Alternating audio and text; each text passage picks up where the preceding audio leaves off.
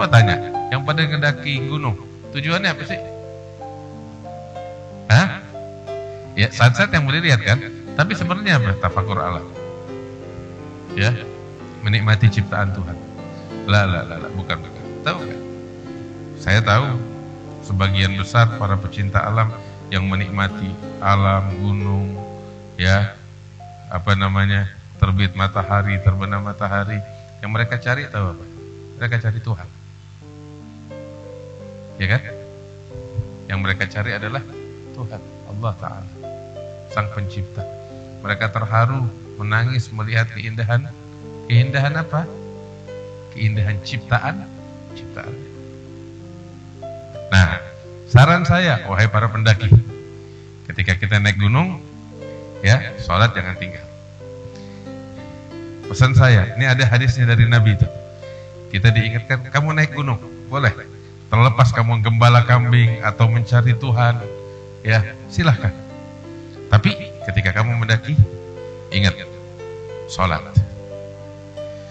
Terus, ya, adzan dan qomat. Tahu gak kenapa?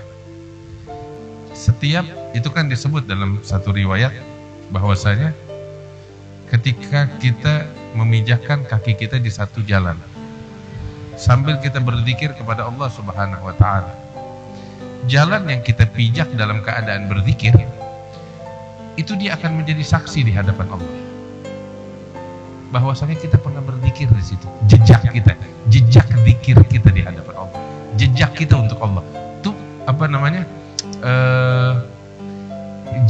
jalan yang kita pijak akan bersaksi di hadapan Allah. Kemudian jalan yang kita pijak itu tuh, ya, dia akan berbangga di atas jalan yang lain. Jalan ini bilang, katanya, hai, jalan sebelah, gitu. Ya, gang 7 nih, gang 8 ngomong nih sama gang 7 nih. Ya, hari ini para perzikir telah memijakkan kakinya di atas saya. Kamu gang 7, udah ada belum para perzikir yang lewat dan memijakkan kakinya di atas kamu? Dia berbangga. Itu bakal dicatat oleh Tuhan. Dan tanah yang kita pijak akan bersaksi. Itu satu. Yang kedua, tahu apa? Nabi pernah bilang dalam satu hadis kepada para penggembala kambing atau unta di padang pasir, apabila kamu sedang berada di padang pasir sendirian, maka hendaknya kamu mengumandangkan azan dengan suara yang sekeras-kerasnya. Kemudian kamu lakukan sholat. Kata Nabi apa?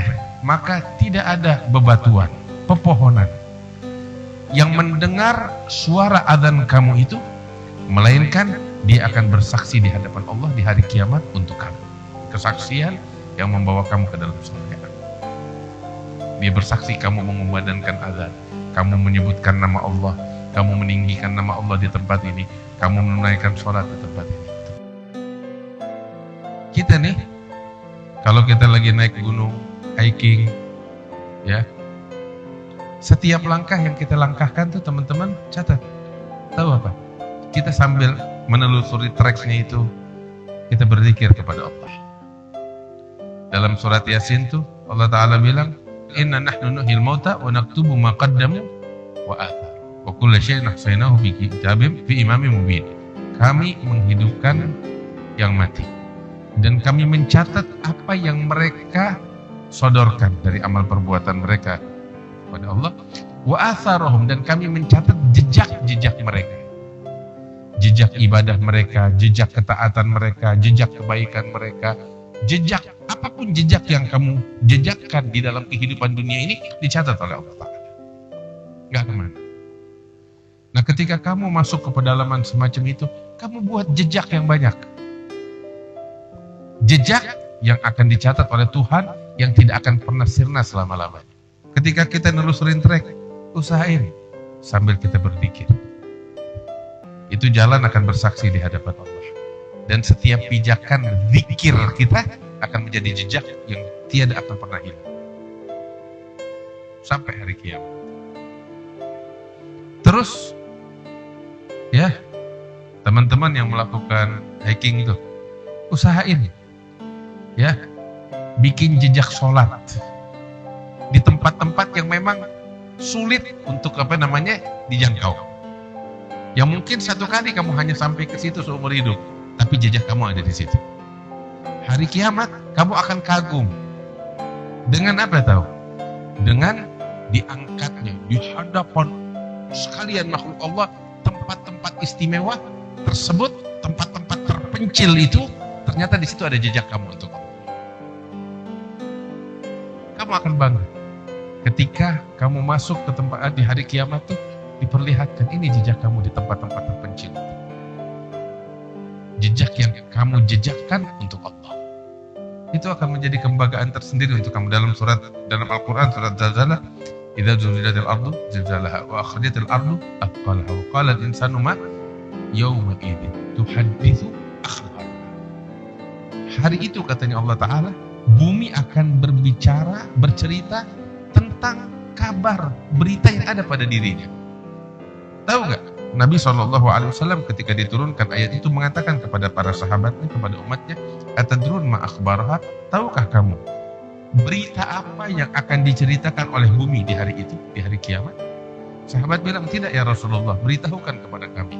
Maka Nabi bilang, ketahuilah yang akan diceritakan oleh bumi dari berita tentangnya adalah bahwasanya bumi akan berkata di hadapan sekalian makhluk dan ciptaan Allah, bahwasanya di tempat ini, di zona ini, di titik ini, Fulan bin Fulan, tanggal sekian, jam sekian, telah melakukan kemaksiatan di sini.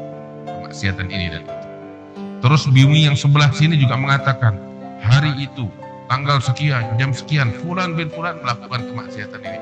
Dan begitu seterusnya. Setiap jengkal, setiap titik di muka bumi, dia akan bersaksi di hadapan Allah atas kemaksiatan yang dilakukan oleh siapapun, kapan. Itulah berita. Teman-teman, apabila maksiat, itu berita yang akan disampaikan oleh bumi yang dipijak oleh pelaku kemaksiatan.